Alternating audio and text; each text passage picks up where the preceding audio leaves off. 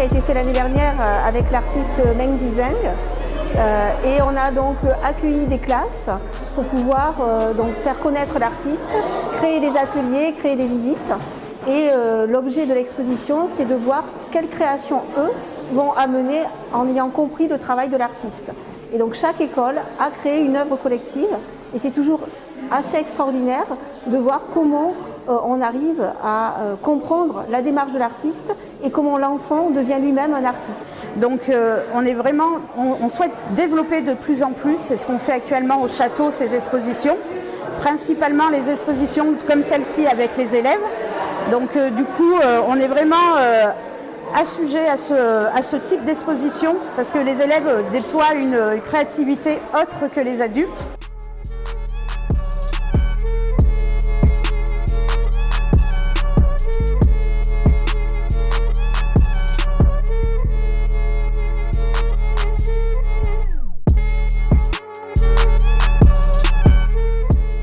L'idée principale, c'est de s'inspirer de la démarche de l'artiste, de dégager dans sa démarche des axes principaux.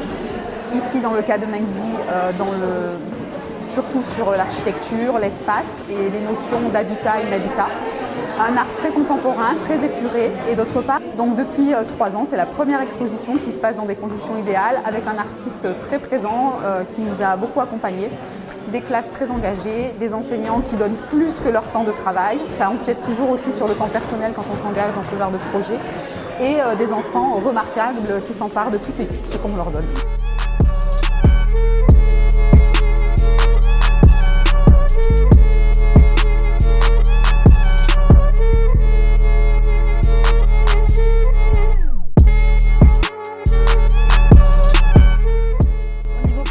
Pour les élèves, c'est très intéressant parce que du coup, au niveau artistique, ils développent leur créativité.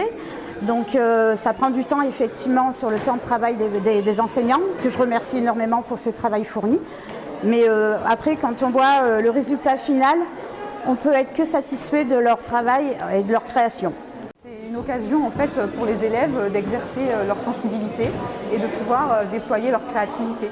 Dans le cadre précis de projets d'art contemporain, ça permet toujours de pousser les limites un petit peu plus loin que ce qu'on a l'habitude de fréquenter et du coup d'engager dans des situations de recherche et d'expérimentation et de se positionner par rapport à des thématiques qu'on n'aurait pas forcément développées, comme par exemple travailler le vide, le plein, voilà, tous les contrastes.